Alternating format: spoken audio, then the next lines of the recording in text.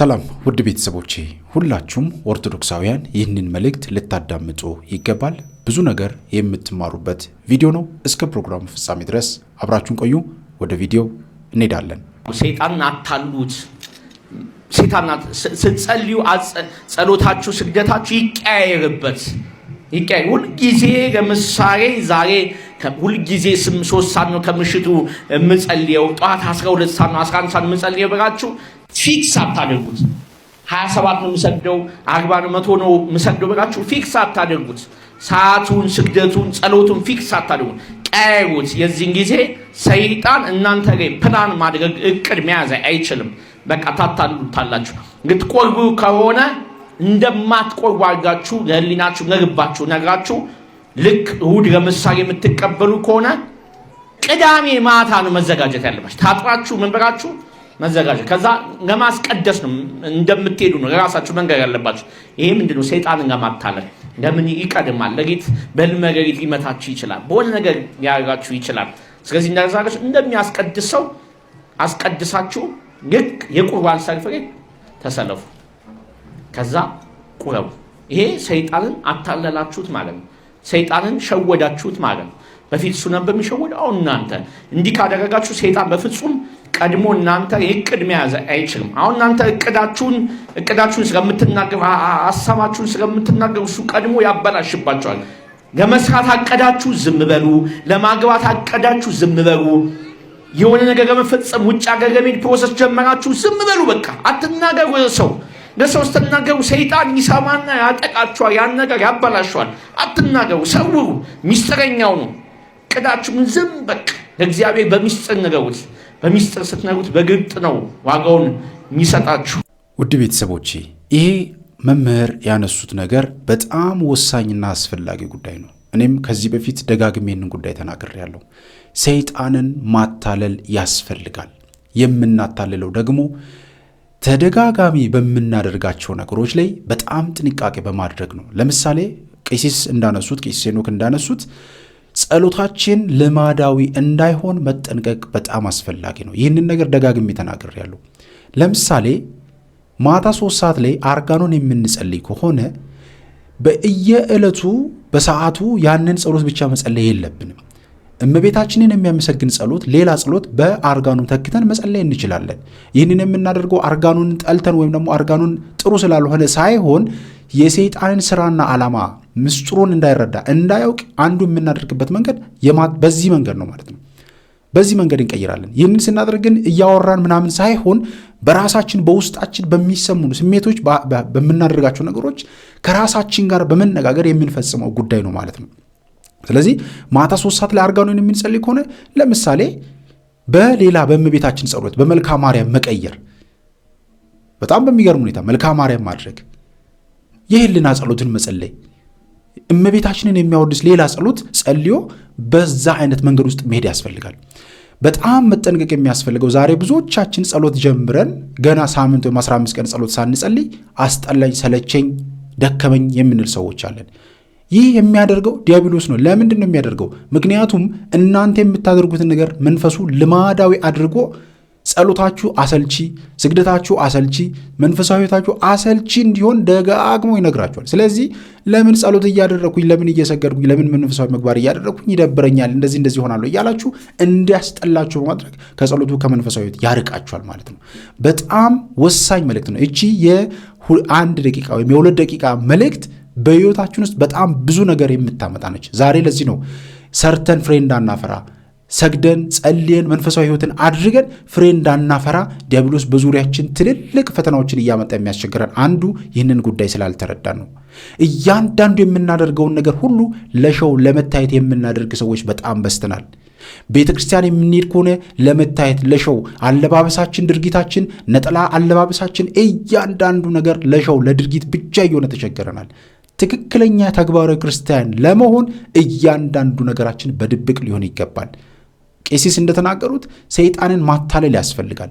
በዚህ ምድር ላይ እስካለን ድረስ ሰይጣንን በማታለልና በዚህ በድብቅ በምናደርጋቸው ነገሮች ማሸነፍ ካልቻለን እያንዳንዱን ነገር የምናወራ፣ እያንዳንዱን ነገር የምናደርግ፣ የምንናገር ከሆነ አወዳደቃችን ከባድ ነው የሚሆነው። ለዚህ ነው የጸሎት ሰዓቶቻችን ፊክስድ የሆኑ ጸሎት ሰዓቶቻችን ቢኖሩ ያ ማለት በዛ ሰዓት የግዴታ ያንን ጸሎት ጸልዩ ማለት አይደለም። አያችሁት? ለምሳሌ ሌሊት ጠዋት ተነስታችሁ ሰይፈ ሥላሴን ሰይፈ መለኮትን የምትጸልዩ ከሆነ በመዝሙረ ዳዊት ተኩት። በቃ መዝሙረ ዳዊትን ጸልዩበት። መዝሙረ ዳዊትን የምትጸልዩበት ከሆነ ከመዝሙረ ዳዊት ውጭ ሌሎች ጸሎቶችን ጸልዩበት። ቀይሩ። የምታደርጓቸውን ነገሮች እየቀያየራችሁ አድርጉ። እኔ ከዚህ በፊት ተናግሬያለሁ። በጣም በሚገርም ሁኔታ ብዙዎቻችን የጸሎት ቦታ ላይ ዘወትር እንጸልያለን። በጣም ጥሩ መልካም። ነገር ግን አንዳንዴ ጸሎታችሁን ከጸሎት ቦታ አንስታችሁ ቤታችሁ ሳሎን ላይ ጸሎት የጋራ ጸሎት ማድረግ ያስፈልጋል። መኝታ ቤት ውስጥ አብራችሁ የጋራ ጸሎት ልታደርጉ ይገባል። ቤታችሁ ውስጥ ባላችሁ ቦታ ላይ ከጸሎት ቦታ ውጭ ሆናችሁ ጸሎት መጸለይ ያስፈልጋል።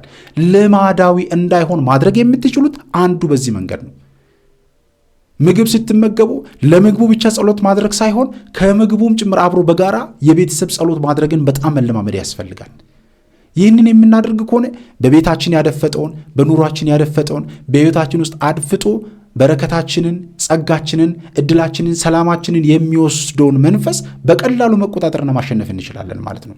ዛሬ ይህ ነገር ስላልገባን የጠላት የዲያብሎስ ሴራ ዓላማውና እቅዱ ገብቶንም እንኳን ልማዳዊ የክርስትና እያደረገን እንዳለ ወይም ደግሞ በተግባር እንዳናደርገውና ከጸሎቱ ማግኘት የሚገባንን ጸሎት እንዳናገኝ ልማዳዊ ያደርጋል።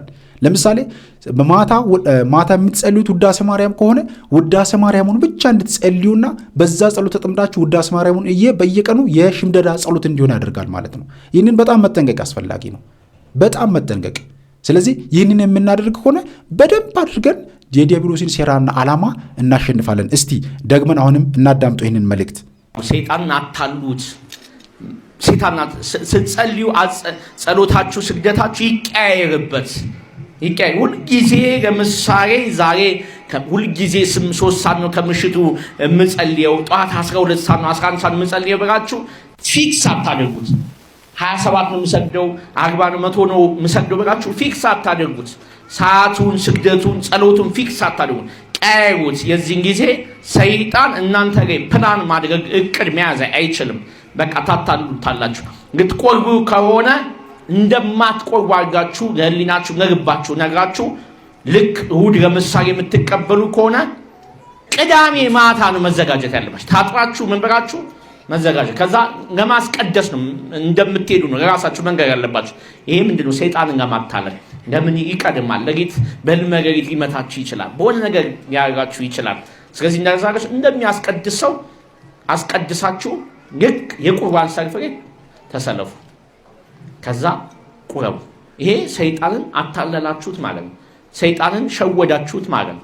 በፊት እሱ ነበር የሚሸወድ፣ አሁን እናንተ እንዲህ። በጣም በሚገርም ሁኔታ ዛሬም ድረስ ስንት ልስገድ፣ ምን ያህል ቁጥር ልስገድ፣ ስንት ቁጥር ልስገድ፣ ምን ያህል ብሰግድ ይሻላል፣ እንዴት ባደርግ ይሻላል የሚሉ ከስግደት ጋር የተገናኙ ተደጋጋሚ ጥያቄዎች አሁንም ይቀርባሉ። ጥያቄው መቅረቡ በጣም መልካም ነው። ግን ስግደት እንደዚህ የንስሐ አባት የሰጠንን ነው። የንስሐ አባት ለምሳሌ ይሄን ያህል ስገዱ ብሎ ሊሰጡን ይችላሉ። በዛ ላይ እንሰግድ። አንዳንዴም ደግሞ ራሳችን ዝም ብለን እየቆጠርን ለመስገድ እንዲመቸን ብለን ልንቆጥር እንችላለን። ግን በቤታችን በጸሎት ቦታችንና በግል ጸሎቶቻችን በምናደርገው ጸሎት ላይ ቁጥር አያስፈልግም። ዝም ብላችሁ ስገዱ። ሰውነታችሁ እስኪደክም ድረስ፣ አቅማችሁ እስከፈቀደ ድረስ ስገዱ። ይህ በጣም አስፈላጊ ነገር ነው። ይህንን ስናደርግ ግን አንዳንድ በጣም እዚህ ጋር ብዙ ሰዎች የሚሸወዱትን ነገር ልንገራችሁ። ለምሳሌ ስግደት ጀምራችሁ በህሊናችሁ የሚመጡ በዙሪያችሁ የሚያንሸኳሽኩ የተለያዩ ድምፆችን ትሰማላችሁ። አሁን እንዲህ ብትሰግድ ይበቃል፣ ሰውነት ደክሞሃል፣ እረፍት ያስፈልጋል፣ ብዙ እንዳትሰግድ የሚሉ የተለያዩ ነገሮች ይመጣሉ። እዚህ ጋር በጣም ማሸነፍ የምትችሉበት አንዱ ነገር ምንድን ነው? ውስጣችሁ ለምሳሌ የሚያወራ ድምፅ መጥቶ 41 ስገድ፣ 20 ስገድ፣ 7 ስገድ፣ 11 12 ስገድ የሚል ሐሳብ ከመጣ ውድ ቤተሰቦቼ ቁጥሩን ከፍ አድርጋችሁ ዲያብሎስን ዓላማውን መስበር አለባችሁ። በደንብ አድርጋችሁ ሰግዳችሁ ላብ በላብ ሆናችሁ እስክትነሱ ድረስ የዲያብሎስን ሴራ ማሸነፍ የምትችሉት አንዱ በዚህ መንገድ ነው። በጣም በሚገርም ሁኔታ በስግደት በተለይም ብዙ አይነት ሐሳቦችንና ብዙ አይነት ፈተናዎችን በዙሪያችን እያመጣ ከዚህ ከስግደቱ በረከት እንድንርቅ ያደርገናል። ዛሬም ብዙዎቻችን ስንት ልስገድ፣ የአምልኮት ስግደት ስንት ልስገድ፣ የንስሐ ስግደት እንዴት ልስገድ የሚሉ ጥያቄዎችን እንጠይቃለን። እንስገድ፣ እንጀምር። ግን ቁጥሩን አታስቡት። ዝም ብላችሁ ስገዱ። አቅማችሁ በፈቀደው መንገድ ስገዱ። 7 ስገዱ፣ 8 ስገዱ፣ 10 ስገዱ፣ 12 ስገዱ። ያ እንደፈለጋችሁት የምታደርጉት ጉዳይ ነው።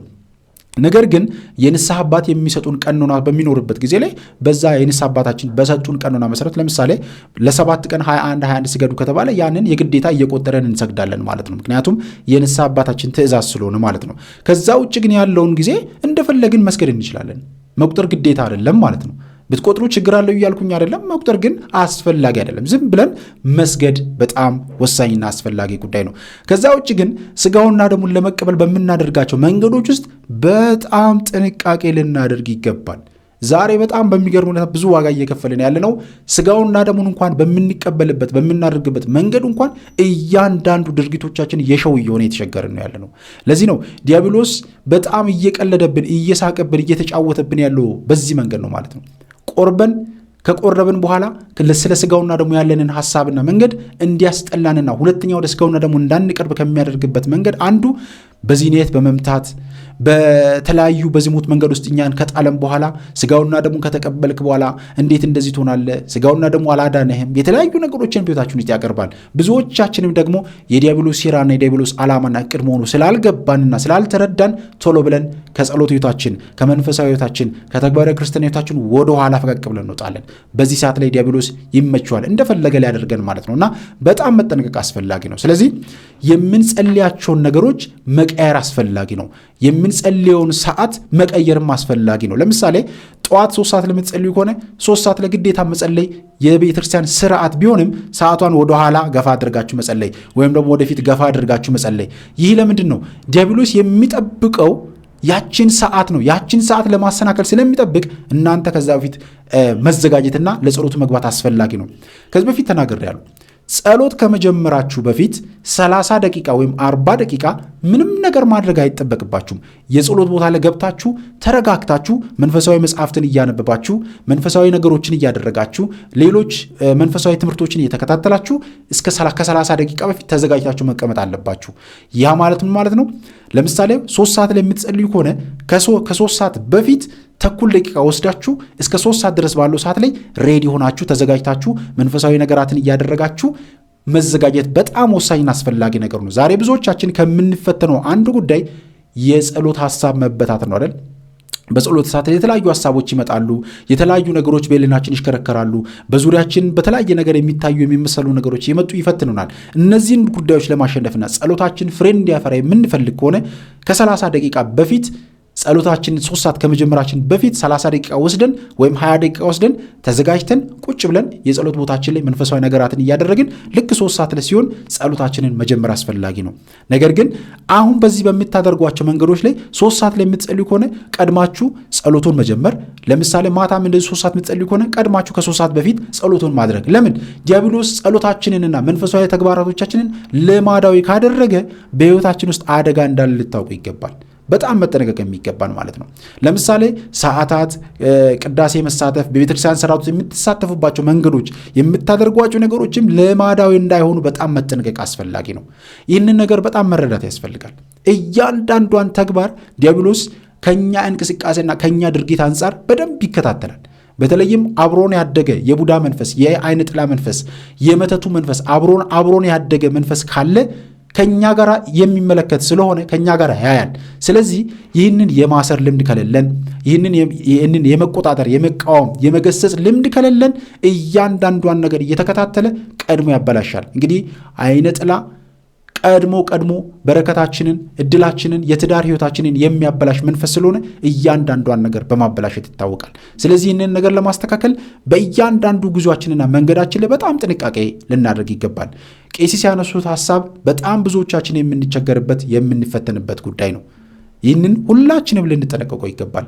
እግዚአብሔር አምላካችንም ዲያብሎስን በዚህ ምድር ላይ በጣም በብዙ መንገድ አታሎት እስከ መስቀል ድረስ ክርስቶስ በመጣበት መንገድ ውስጥ ዲያብሎስ ኢየሱስ ነህ፣ ጌታ ነህ፣ አምላክ ነህ እያለ ብዙ አይነት ነገሮችን ለማወቅ ቢሞክርም እግዚአብሔር ግን አምላክ ሰው ሆኖ ከሁለት ባህሪ አንድ ባህሪ ከሁለት አካል አንድ አካል ሆኖ በተዋህዶ እግዚአብሔር አምላካችን ከመቤታችን ስጋና ነፍስ ነስቶ ሰው በሆነበት ጊዜ አምላክም ሰውም ሆኖ በተገለጸበት ጊዜ ግራ እያጋባው ዲያብሎስን አሸንፎታል።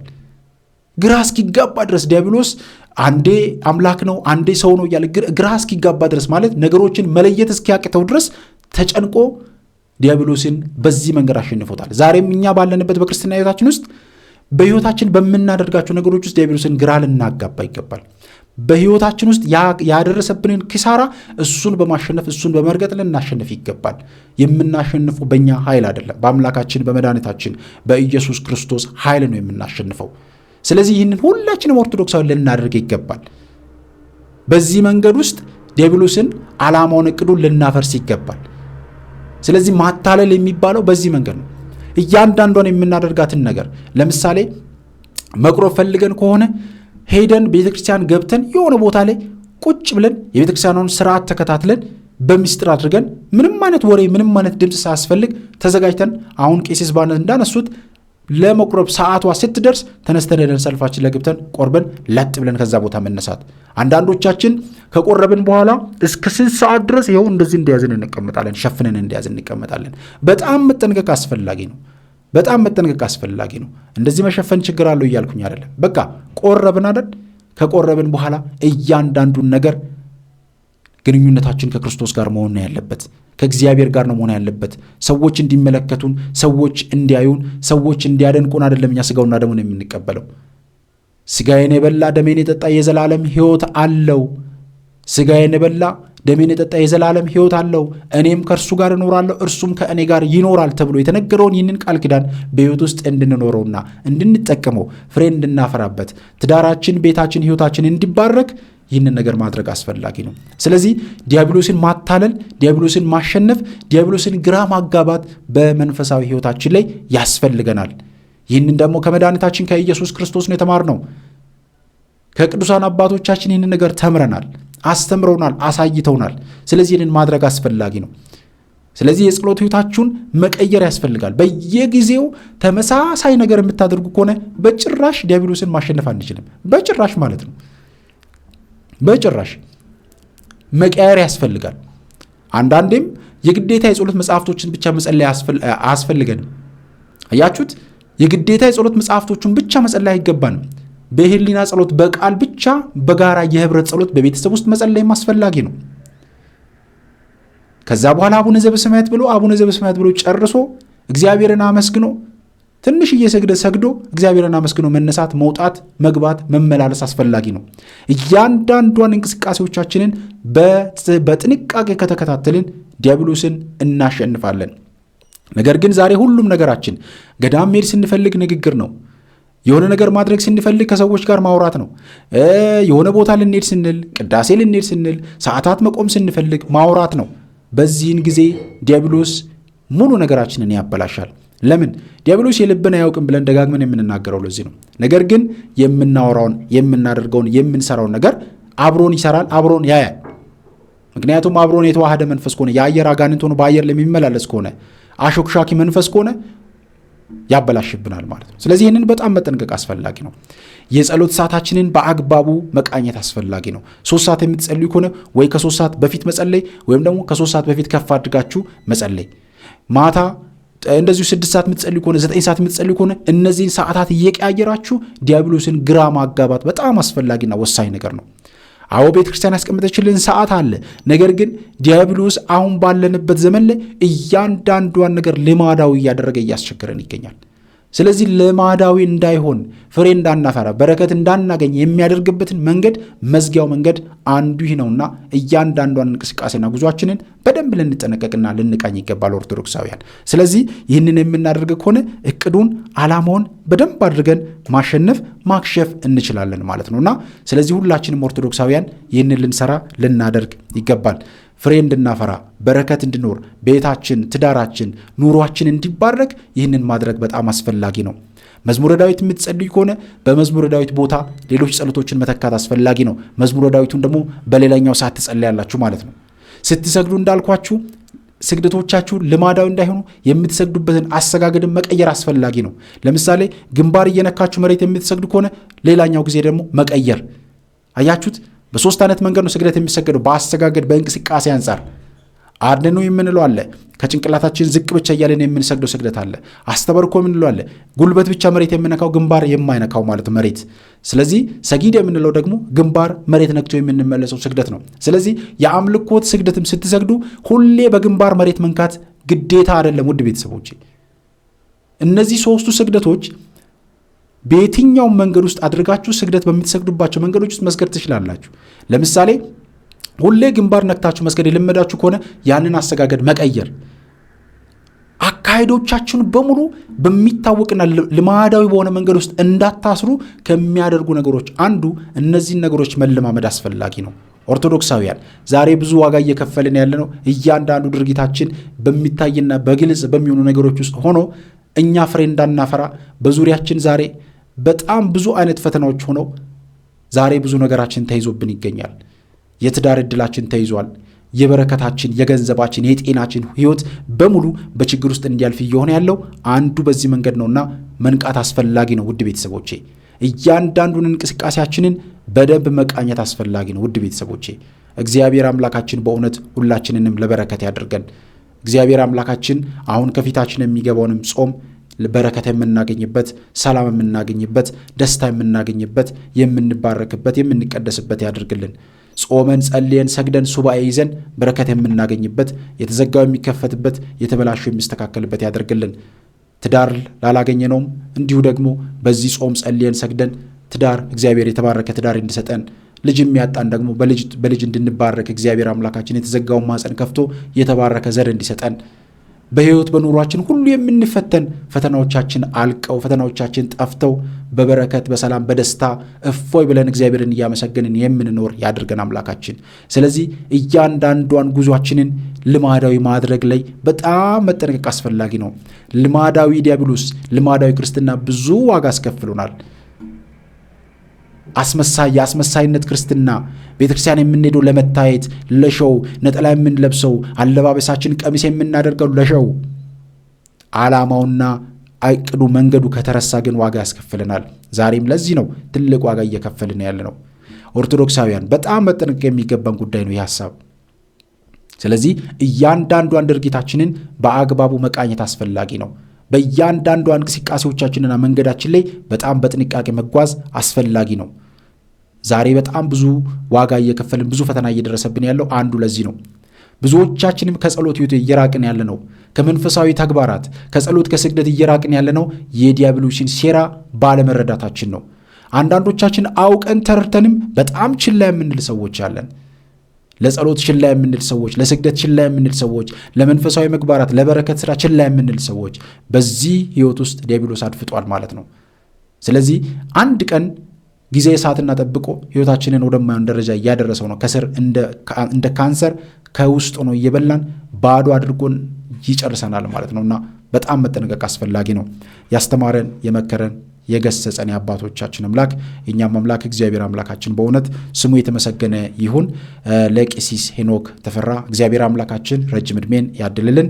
እንግዲህ ውድ ቤተሰቦቼ ቄሲስ ሄኖክ በጣም ለረጅም ጊዜያት አገልግሎት እየሰጡ አሁንም ድረስ አገልግሎት እየሰጡ ይገኛሉ ጎተራ አካባቢ። ስለዚህ በአድራሻቸው በመሄድ ጎተራ በመሄድ በቅድስት ሥላሴ በ44ቱ በቅድስት ሥላሴ እና በቅድስት አርሴማ ቤተክርስቲያን እዛ በመሄድ የበረከቱ ተካፋይ መሆናችሁን እንዳትረሱ። እንደዚሁም ደግሞ ቄሲስ ሄኖክ ወልደ ማርያም በጎሮ ኪዳነ ምሕረት በጣም ሰፊ አገልግሎት እየሰጡ ይገኛሉ። እዛም በመሄድ የበረከቱ ተሳታፊ ሆኑ። ብዙ ሰዎች የት ነው አገልግሎታቸው የት ነው ትላላችሁ። ነገር ግን መረጃው ሲደርሳችሁ ብዙዎቻችሁ እዛ ቦታ ላይ አትገኙም።